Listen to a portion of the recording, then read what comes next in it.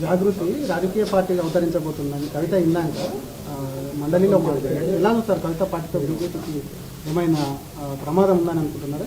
రాజ్యాంగం ప్రకారము ఎవరైనా ఎప్పుడైనా పార్టీలు పెట్టవచ్చు, పార్టీలు ఎన్నైనా రావచ్చు. మా కేఏ పాల్గొని కూడా పార్టీ పెట్టారు. పార్టీలు పెట్టడంలో ఏముంది, కానీ ఎందుకు పార్టీ పెడుతున్నారు, ఏవైతే అంశాల మీద వారు మాట్లాడారు బయట, వారి కుటుంబ సభ్యులు చేసినటువంటి అవినీతి కానీ వాళ్ళ గతంలో ఆమె ఉన్న పార్టీలో చేసినటువంటి అవినీతి పనుల మీద మాట్లాడడం జరిగిందో అది ఇప్పుడు ఇంపార్టెంట్. ఇక్కడ ఎవరెవరి మీద ఆరోపణలు చేసారో, ఏమేమైతే ఆరోపణలు చేసారో వీటన్నిటి మీద ప్రభుత్వం ఒక ఎంక్వైరీ పెట్టాలి. ప్రభుత్వం దీని మీద వాళ్ళు విచారణ చేయాలి. ముఖ్యంగా ఈవిడ గారిని విచారణ చేయాలి. ఎందుకంటే బయట పెట్టింది వారే కదా, ఆరోపిస్తుంది వారే కదా.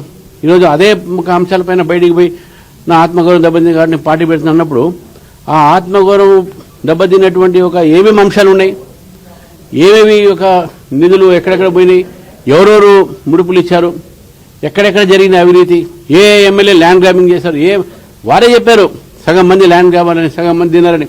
సో కాబట్టి వారు పార్టీ పెడితే పెద్ద ఎఫెక్ట్ లేదు ఎవరికి.